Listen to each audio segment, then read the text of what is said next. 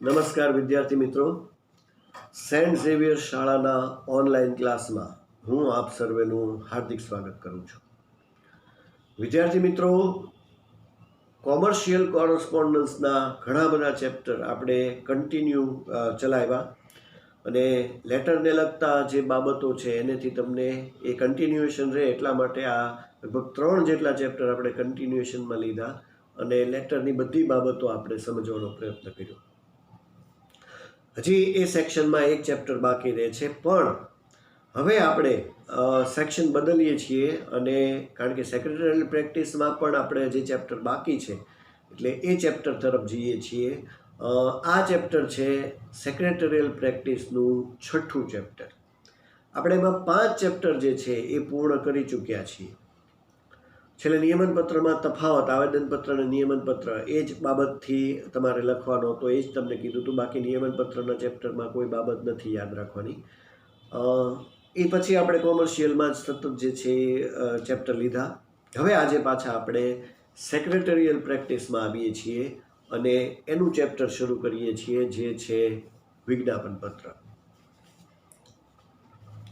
6થું chapter છે વિજ્ઞાપનપત્ર, એટલે prospectus કહેવાશે, બરાબર. અને આ ચેપ્ટર ખૂબ મહત્વનું છે. હવે આમ તો 2 ચેપ્ટર જે બાકી છે એ બંને ચેપ્ટર તમારી માટે 12માની રીતે પણ ખૂબ અગત્યના છે, કારણ કે આ ચેપ્ટરમાંથી અને આની પછીના ચેપ્ટરમાંથી કેટલી બધી બાબતો જે છે એ 12મામાં રિપીટ થશે. એટલે કે 12માના જે ચેપ્ટર છે એમાં આ ઘણા બધા પોઈન્ટ એવા છે જે ફરીવાર આવશે. તો એટલા માટે હવે આ બંને ચેપ્ટર જે છે એ પાયાના ચેપ્ટર તમારા એવા કહેવાશે કે જેની વિગતવાર માહિતી આપણે મેળવવાનો પ્રયત્ન કરીએ છીએ. આ ચેપ્ટર છે વિજ્ઞાપનપત્રનું. વિજ્ઞાપનપત્રનું આ 6થું ચેપ્ટર જે સેક્રેટરીયલ પ્રેક્ટિસનો વિભાગનું છે. તો શરૂ કરીએ છીએ એની પ્રસ્તાવનાથી થોડી બાબતોને. મૂડી વગર આગળ આપણે કંપનીની સ્થાપના વિધિનું ચેપ્ટર જે છે એ પૂર્ણ કર્યું છે અને એમાં એક બાબત ખાસ જે નોંધણી પહેલાંના તબક્કામાં હતી કે નાણાકીય વ્યવસ્થા. પૈસા વગર જે છે એ સરવાળે કંપનીની સ્થાપનાનો વિચાર તો કરાય છે, પણ મૂડી તો અગત્યની જ છે. વ્યવસ્થા બધી કરી લીધી પણ મૂડી નથી તો એ વ્યવસ્થા કામની નથી, બરાબર. એટલે ધંધાનું જે ચાલક બળ છે એ મૂડી છે. કંપનીની જ્યારે સ્થાપના થાય એટલે કે કંપની જ્યારે શરૂઆત કરે છે ત્યારે કંપની પાસે મૂડી એટલી બધી તો હોતી જ નથી. થોડી મૂડી જે છે એનેથી પ્રમોટર્સ, જે સ્થાપક કહેવાય છે, એ કંપનીની રચના કરે છે, સ્થાપના કરે છે. પણ એ જે તે સમયે કંપનીને આગળ વધારવી હોય તો કંપનીને વિશાળ મૂડી ભંડોળની જરૂર પડે છે, જે કંપની પાસે સ્થાપના સમયે એટલું બધું તો હોતું નથી. તો પછી આ મૂડી ભંડોળ ક્યાંથી ભેગું કરવું, કઈ રીતે કંપની પાસે મૂડી લાવવી, એ માટે કંપની આ જે મૂડી ભેગી કરે છે, ખાસ કરીને જાહેર કંપની. તમને ખ્યાલ છે જાહેર અને ખાનગી કંપની બેની રીતે આપણે ઉલ્લેખ થાય છે. એક એકલ વ્યક્તિ કંપની પણ હોય છે, પણ આપણે જાહેર અને ખાનગીને અત્યારે વધારે સમજીએ છીએ. ખાનગી કંપનીમાં અલગ બાબતો હોય છે એટલે એની આપણે બહુ વાત નથી કરતા. આપણે જાહેર કંપનીની રીતે જોઈએ તો જાહેર કંપની જે મૂડી ભંડોળ ભેગું કરે છે એ જાહેર જનતા પાસેથી ભેગું કરે છે, એટલે કે સામાન્ય લોકો પાસે, પબ્લિક પાસેથી. એ ભેગું કરવા માટે કંપની પોતાના શેર કે ડિબેન્ચર કે અન્ય પ્રકારની જે જામીનગીરી છે એ બહાર પાડે છે. શેર ડિબેન્ચર, શેરનો ચેપ્ટર જે આની પછીનો ચેપ્ટર છે શેર મૂડીનું છે એમાં વિગતવાર આવશે, પણ ડિબેન્ચરનું ચેપ્ટર જે છે 12મામાં છેક આવશે. પણ ટૂંકમાં કહેવાનો અર્થ એ છે કે જે કંપનીને મૂડીની જરૂર છે, જે ધંધાનું ચાલક બળ મૂડી છે, તો એ મૂડી ભેગી કઈ રીતે કરવી, તો કઈ જાહેર જનતા પાસેથી ભેગી કરાય. પણ જાહેર જનતા પૈસાનું રોકાણ શું કામ કરે, તો કે તમે એમની પાસે કંઈક પોતાની એવી બાબતો મૂકો કે જેને લીધે એ આકર્ષાઈને તમારી કંપનીમાં પૈસા રોકે. એ જે જામીનગીરી છે, બરાબર, જે રોકાણ કરવાનું માધ્યમ છે, એ શેર, ડિબેન્ચર કે બીજા બોન્ડ, સ્ટોક, આવું બધું હોઈ શકે છે. તો આ શેર ને ડિબેન્ચર શબ્દ તમારે ખૂબ ધ્યાન રાખવાનો છે, એનેથી પરિચિત થવાનું ધીમે ધીમે આપણે આગળ વધતા સમજી જશું. પણ ટૂંકમાં જાહેર જનતામાંથી જે કોઈ પૈસા રોકે છે, હવે કંપનીએ તો શેર કે ડિબેન્ચર બહાર પાડ્યા અને જાહેર જનતામાં એવું કીધું કે તમે અમારી કંપનીમાં પૈસા રોકો, પણ એ કહેવા માટે કઈ રીતે, બરાબર. આપણે કોઈને ઇન્વિટેશન આપીએ કે ભાઈ અમારે ત્યાં આ છે કે લગ્ન પ્રસંગ છે કે બર્થડે છે તો આપણે એને ઇન્વાઇટ કરીએ. તો લગ્ન પ્રસંગ હોય તો આપણે એને કંઈક કંકોત્રી કે એવું આપીએ તો એને ઇન્વાઇટ કર્યા કહેવાશે ને. બર્થડેમાં તો ઠીક છે કહી દીધું એટલે આવી ગયા, પણ અમુક પ્રસંગ એવા છે કે જેમાં તમારે એને પ્યોર છાપેલું ઇન્વિટેશન કાર્ડ આપવું જોઈએ કે નવું કંઈક તમે ઇનોગ્રેટ કરો છો તો એમ અહીંયા પણ કંપની પોતાની કંપનીમાં રોકાણ કરવા માટે, મૂડીરોકાણ કરવા માટે જાહેર જનતાને આમંત્રણ આપે છે.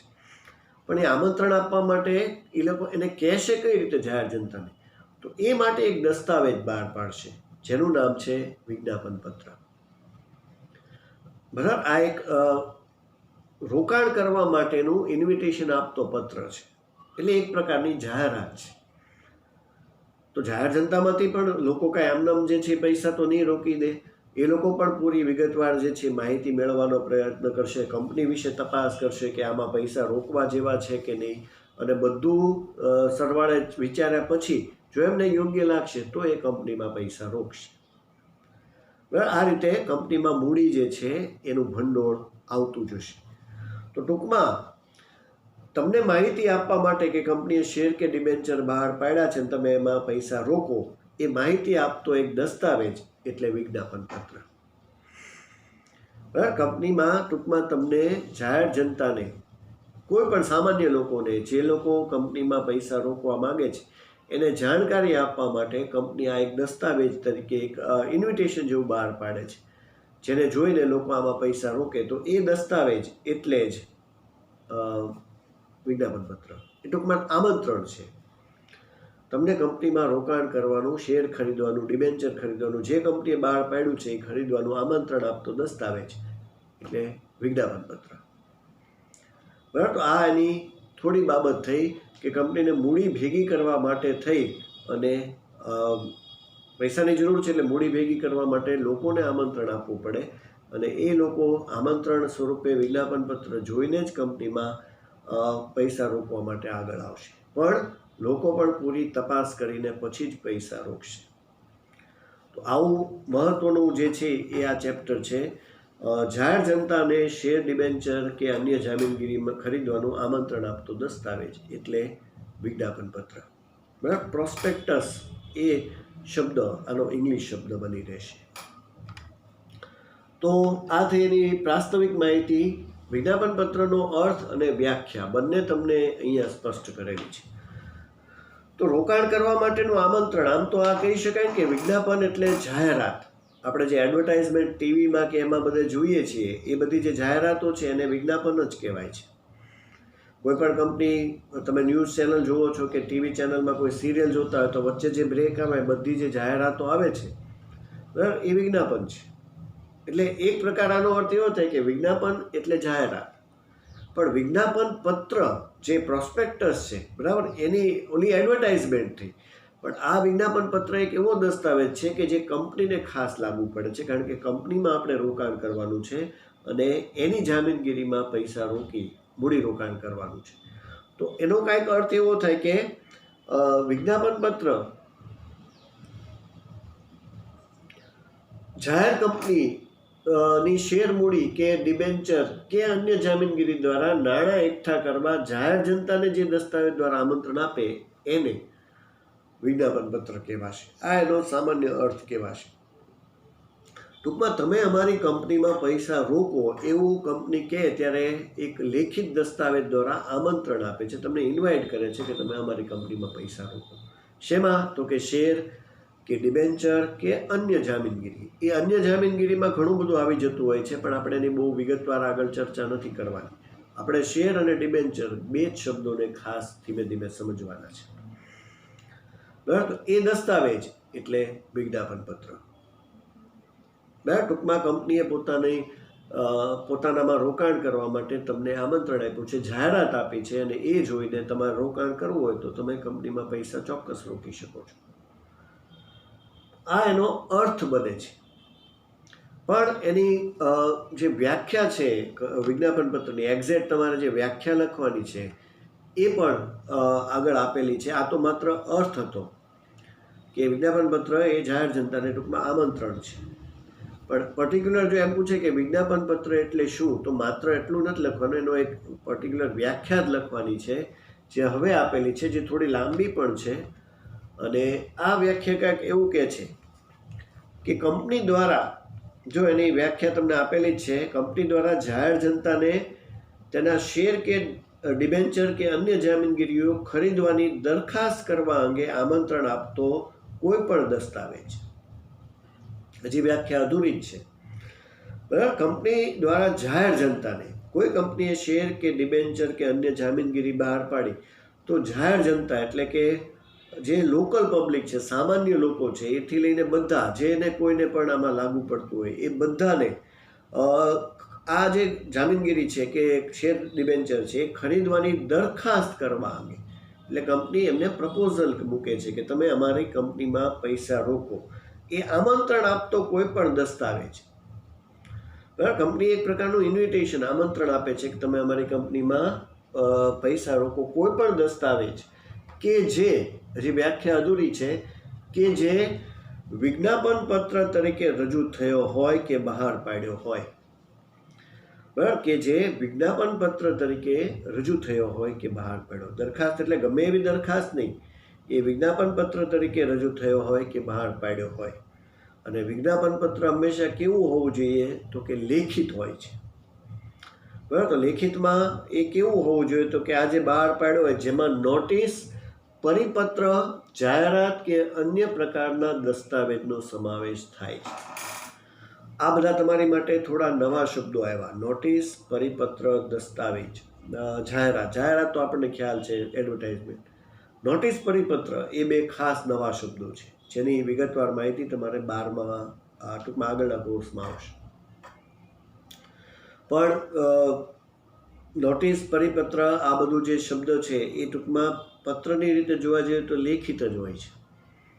એટલે એના અનુસંધાને આ દસ્તાવેજ હંમેશા લખીને જ અપાય છે. કારણ કે લીગલી જવું હોય તો તમને ખ્યાલ છે માહિતી સંચાર મુજબ કે લખીને જ જે કાંઈ લખાણ છે એ જ વેલિડ છે.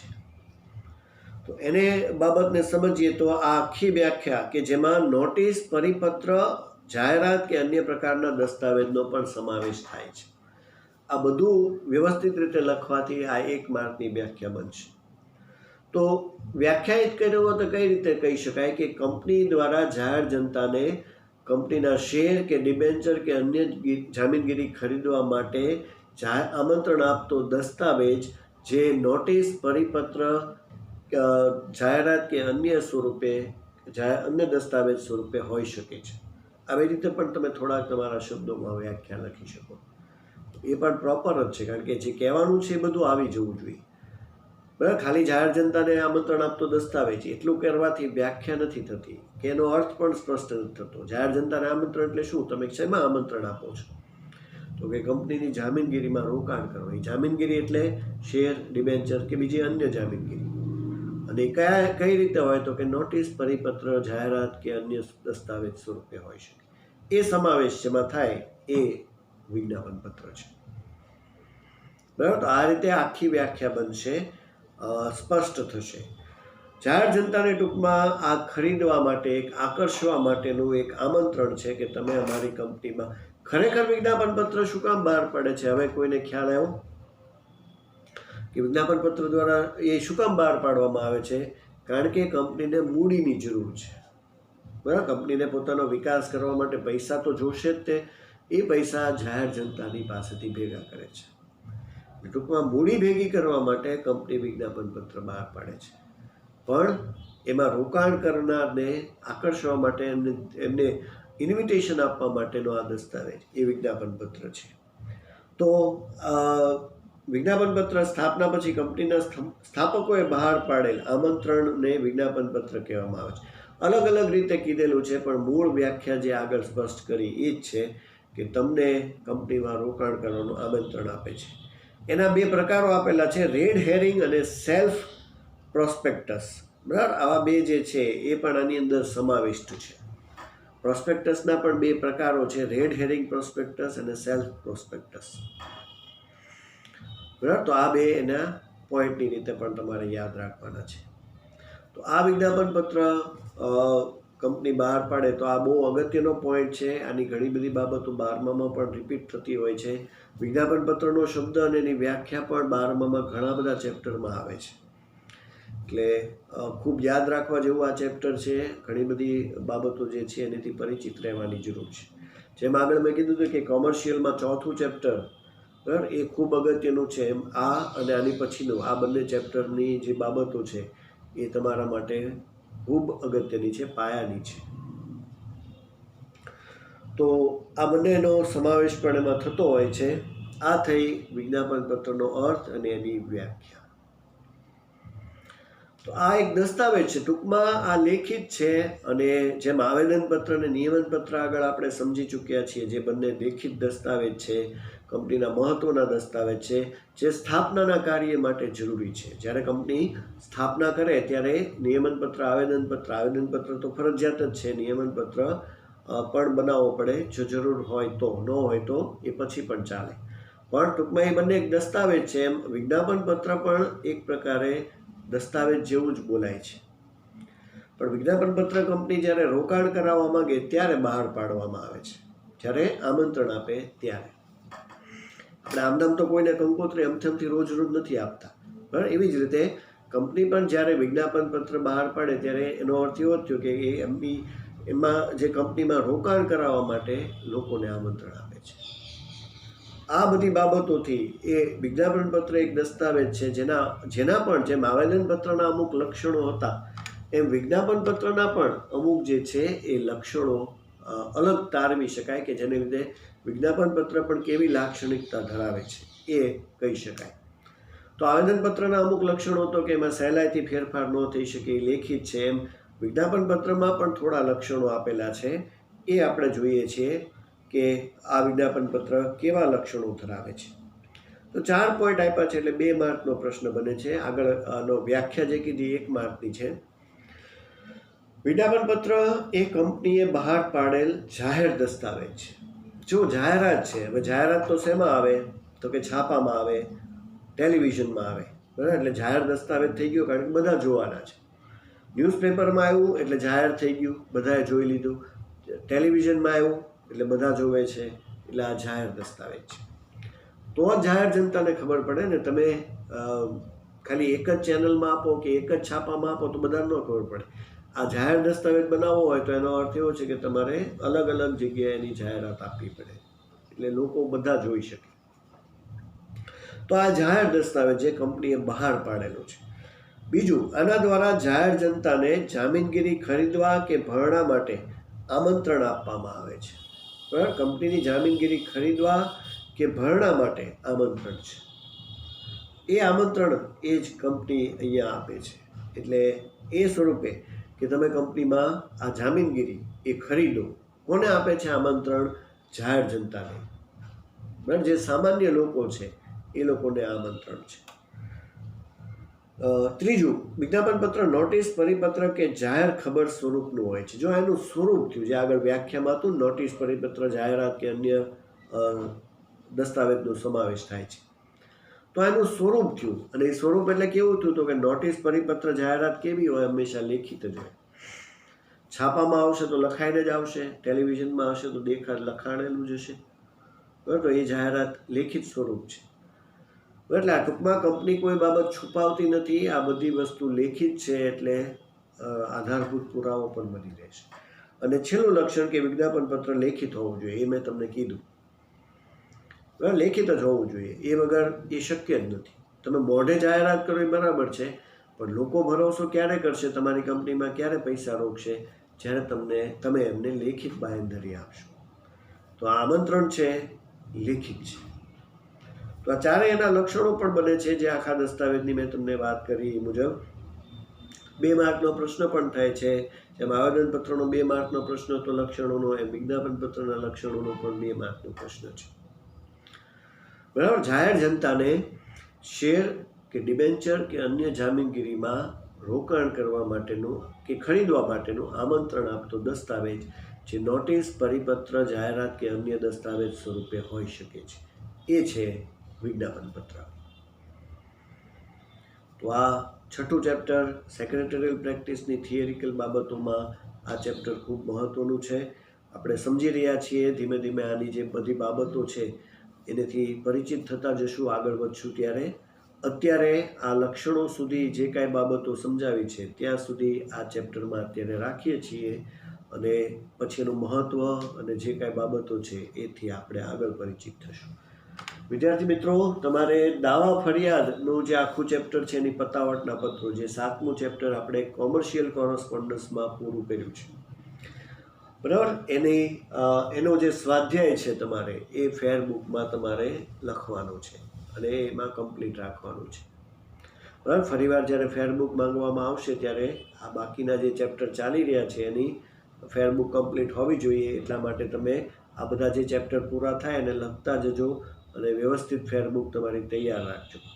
તો આ 7મું ચેપ્ટર દાવા ફરિયાદ એની પતાવટના પત્રોનું 7મું ચેપ્ટરનો સ્વાધ્યાય એ તમારે લેટર્સ સહિત બધું જે છે એમાં લખવાનું છે અને તૈયાર રાખવાનું છે. જ્યારે માગશું ત્યારે એક રજૂ કરવાનું છે. બરાબર, તો અત્યારે આ લેક્ચર અહીંયા પૂર્ણ કરું છું. નવા લેક્ચરમાં આપણે હવે વિજ્ઞાપન પત્રનું ચેપ્ટર જે શરૂ કર્યું છે એની બાબતોથી પરિચિત થશું. ત્યાં સુધી સર્વેને નમસ્કાર.